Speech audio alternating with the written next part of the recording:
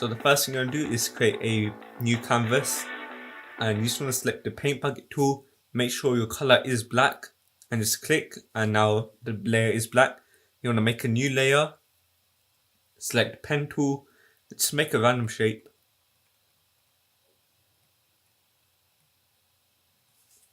Control enter, then you want to hit G, then lighten your color ever so slightly, so it's kind of like a dark grey but not black, so you can tell the difference between it and the background, and click. And mine's kind of similar to the actual Photoshop background, so I'm just going to quickly change that color to like a light grey. Okay, so now I'm just going to get the pen tool, and we're just make another shape, something like this. Control enter to make a selection, G, and then we'll make our shape, and then P, and then we can just keep making more and more shapes. So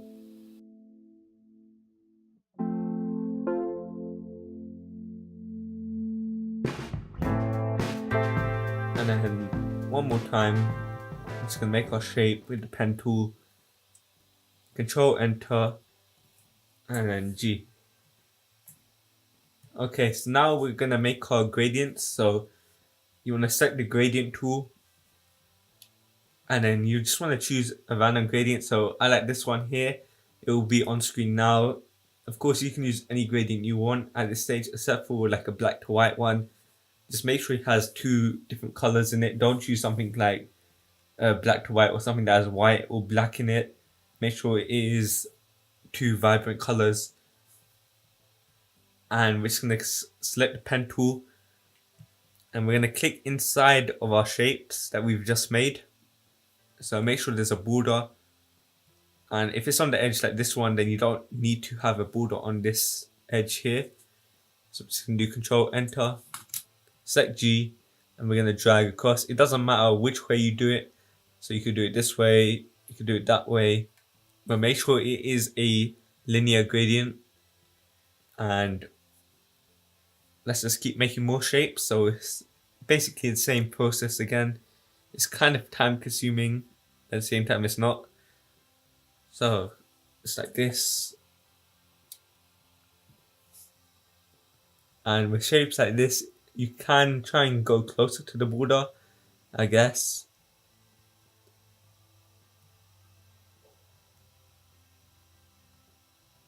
And this is important now because it kind of influences how the rest of your design will look. So you can try and curve the edges if you want.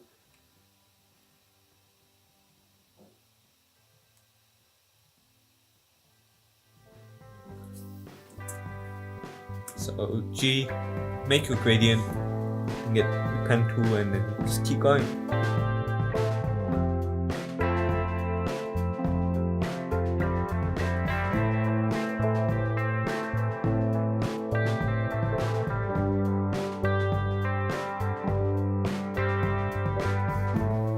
And we are done.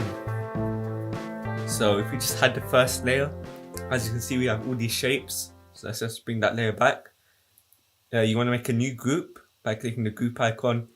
Select both of your layers, drag them in, hide or collapse the group. Control J to duplicate the group. Right click and click merge group. And now we're going to go to filter, liquify.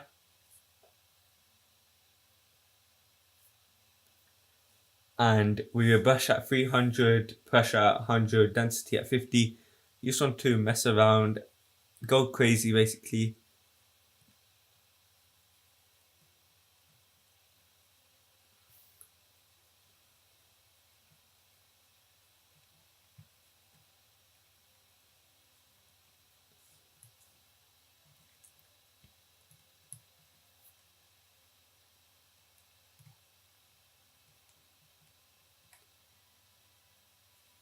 You just want to make sure it's all warped like this. So I think this is enough, so I'm just going to click OK. And if you just compare it to how it originally looked, it looks a bit, well, it looks nothing like it. So now we're going to go to filter, blur, motion blur. And you can set it up like I have at 504 and then the angle at 0. Of course, you can change the distance to whatever you want. Like the longer your distance, the more it looks like this. And if you make it a small one, you can still see the sort of liquefied shapes. So I think something like this looks alright. And you can change the angle as well. Stephen Van has a lot of thumbnails in his older videos that look like this, and he often uses stocks, but this is actually a nicer way of doing it because each one's going to be custom. So I'm just going to click OK.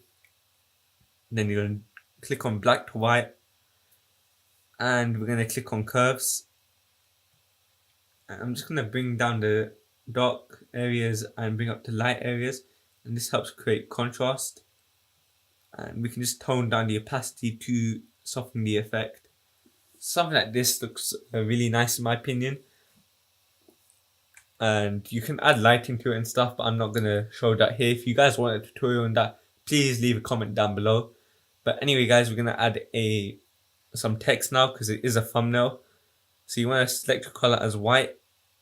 I'm using Gotham Black apparently. Gotham Bold I think would suit this better. I'm just going to put like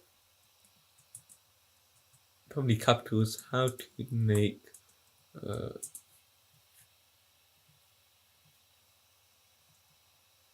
and the tip with doing text on thumbnails is you want to have each line on a separate layer, so it's easier to manipulate.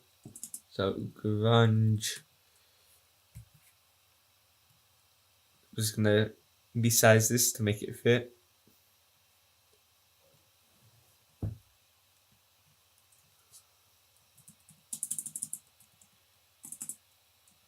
Thumbnail, there we go.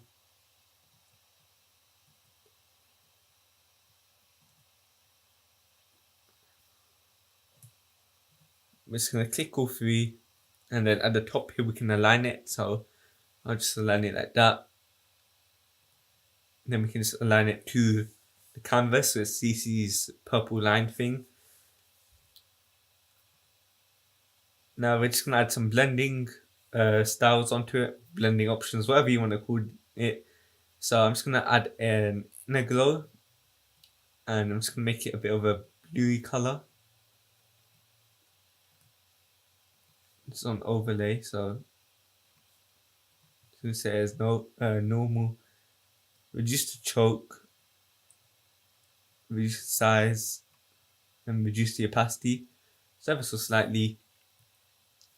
We're going to add a gradient overlay, so just something really light, something like this we'd probably do.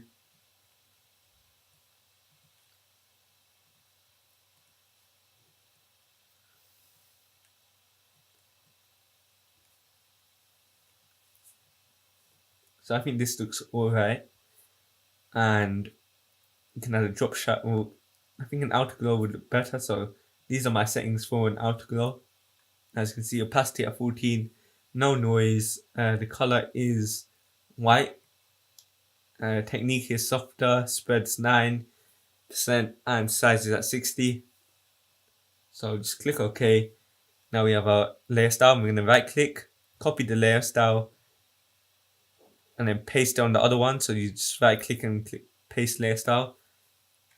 And we're basically done. So in order to save this in the highest quality, you just want to group all the layers. Control J to duplicate the group, right click, merge the group, Control J this new layer, and go to filter, other high pass, and a high pass of around 10. Then you want to change the mode to overlay. This brings out more detail. As you can see the difference, you just go to file and save as web.